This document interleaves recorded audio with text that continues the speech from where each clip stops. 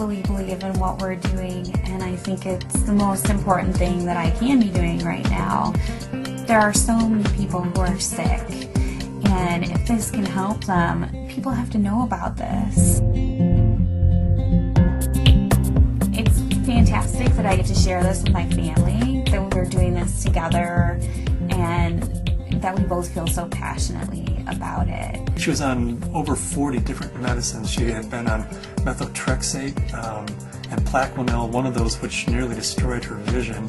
All the potent anti-inflammatories, the Vioxx and the Celebrex, and was on all sorts of painkillers and all sorts of antibiotics. She had classic steroid toxicity. Her face was the shape of a moon because there's a lot of swelling that occurs in the face. At the age of 16, was diagnosed with juvenile rheumatoid arthritis, and that evolved into a lupus condition, a diagnosis of interstitial cystitis, an autoimmune disorder. Bedridden 4 years. Her mother thought she would never survive. I went to talk to William as a friend and as a doctor about his experience with patients and how they used cannabis. Seeing what the juicing did for me, using it in this form, was so significant. It changed my life. About 4 to 6 weeks after I started on juicing every day, I had no more back pain. I didn't need pain pills. I felt the best I ever had. A lot of people think cannabis and pot are not medicine. I had stumbled on an article in Scientific American, December 2004.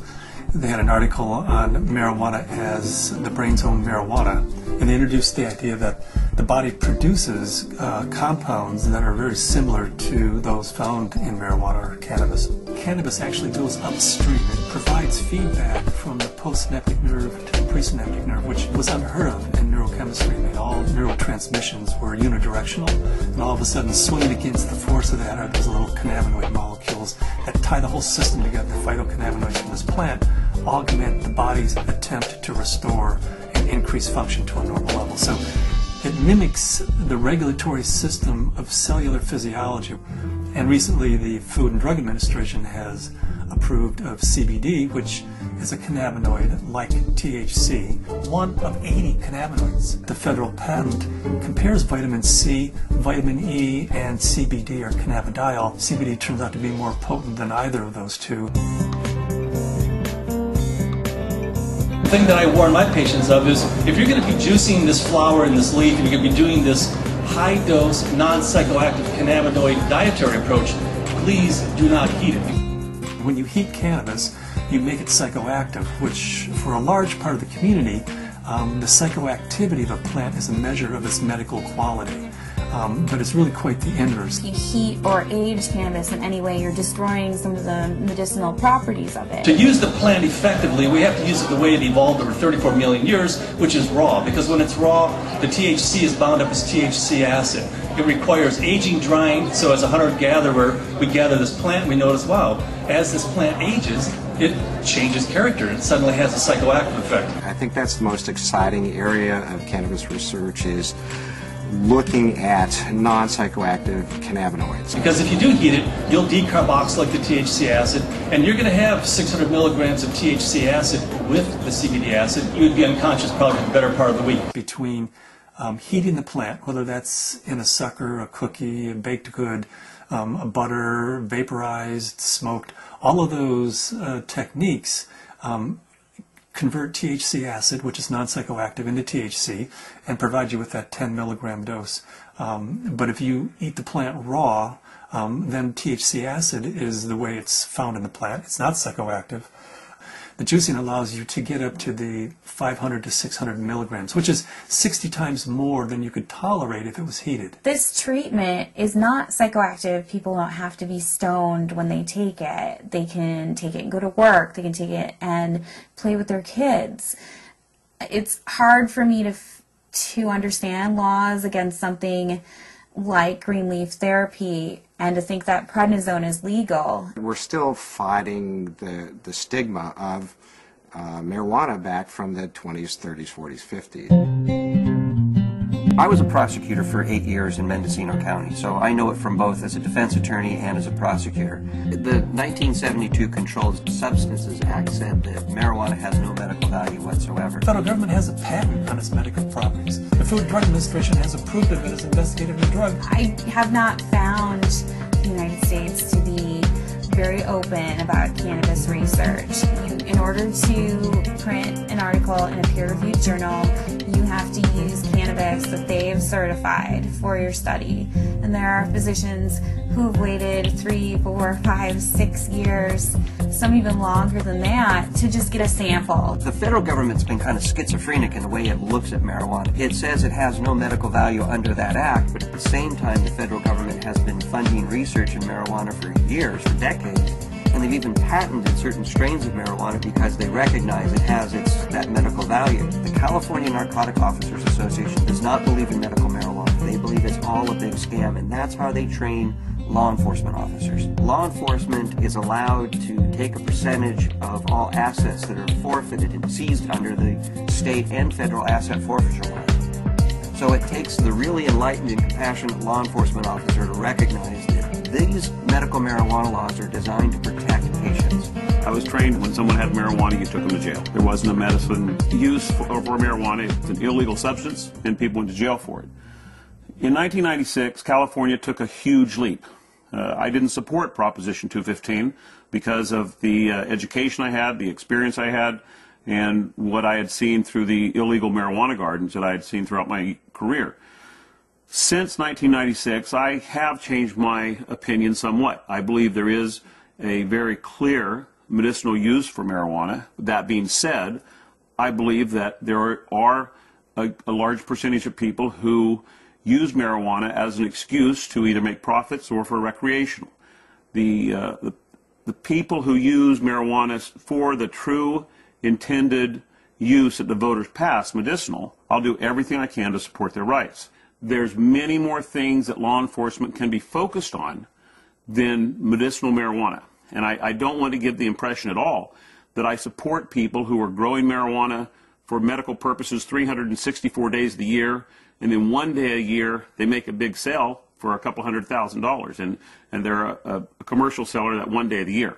They're the people who are causing problems for the people who really and truly need and can use medical marijuana.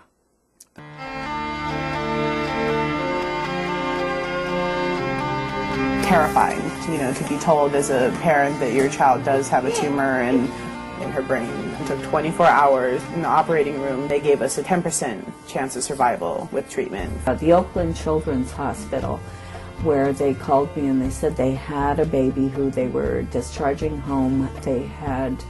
This baby had completed all treatment that would be useful for it, had a brain tumor, had surgery, had radiation and chemo, and the tumors were still growing and still multiplying, and therefore they said to the parents, just take this baby home and make it comfortable, because there's nothing more that we know that will help its condition. Started to accept to the point where the illness had taken her and us, and try and find some acceptance. A month went by and I got in contact with the family, and they said, well, we just came back from Children's Hospital. They did a CAT scan.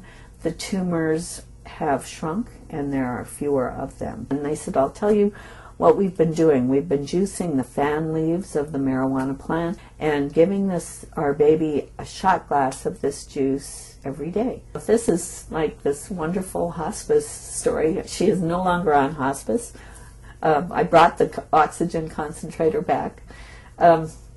It's just one of those wonderful success stories. The plant is a pretty amazing plant because it appears that the juice of this plant is saving this baby's life. Here we have something that can really change people's lives. I mean, I was laying in bed, catheterized, thinking that physicians were just trying to make me comfortable. They really didn't think that there was anything more that they could do, and that I may not live to be 30, which I am now. That was the best I could hope for. the best I could hope for was taking enough methadone and Percocet every day that I just didn't feel anything at all. I had gotten in touch with Dr. Courtney because we had received a doctor's recommendation from one of his patients, and in it asked that they start juicing the leaves and having capsules and a few other items which I didn't know anything about. So after I contacted him, I was really excited to hear that there might be some other alternatives to the smoking of the cannabis. These are friends we've had in the past year. They said, your father's not the same as he was when we first met him, and he seems to be much more alive and much, doing a lot more and more active. And I had informed them that it was because of the juice that he had been taking. Right after we started juicing, that he seemed to be more active. We would do things out in the garage more, and he wouldn't spend so much time in his chair.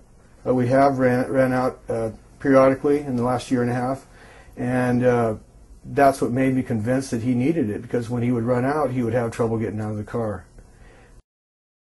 I had 4 doctors tell me that I should have a hysterectomy. You either have no ovaries, or at the very least you're sterile. That my endometriosis was so bad I would never be able to have a child. Despite very potent birth control, despite being sterile, Zahaya decided she was going to come join the party.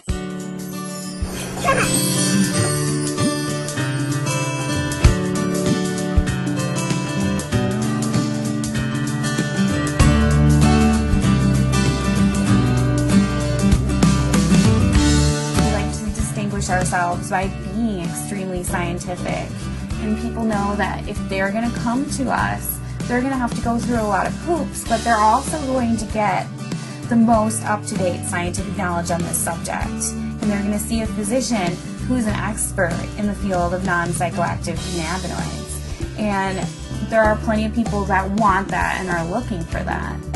We opened our 5th office in Luxembourg. Their government is really sympathetic and open. There's an international group studying autism and CBD in Luxembourg.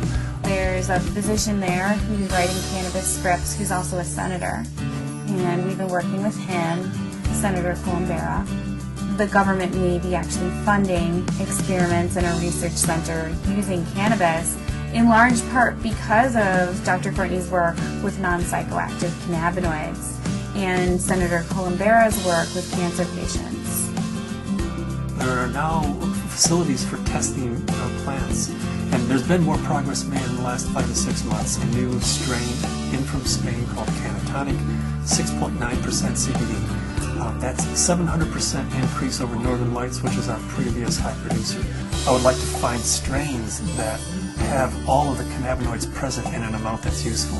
I'd like to produce strains that are adapted to environment. In Luxembourg, we're producing thousands and thousands of pounds of seed, to raise the money to give away, half a pound of seed, because if that person grows an acre of cannabis and feeds their family the proteins and their fatty acids, incredible food source, an incredible preventative medicine source, and an incredible therapeutic source. And at the same time, they're sucking 5 times as much CO2 out of the environment as an acre of trees. First, we have to change Convention Treaty Number 1, which was the convention that the UN put out in 1961 that says cannabis as a crime should be, if you have it, if you grow it, if it's in your possession, you should be in prison. That dogma has dominated the world right now. They're asking for input from the World Health Organization, and in the process of writing a letter stating that this is a dietary essential, it's not a criminal thing, because we have to change that treaty before we can go into Central and South America and say, you grow yourself an acre of this plant, feed your family, prevent illnesses. So Cannabis International kind of legalizing the plant globally, giving it back to people as a food source, prevent illness is so much better than waiting until you have diseases. With my own experience and all the patients that I've spoken to, I believe that it's not an isolated incident, that this is the best medication.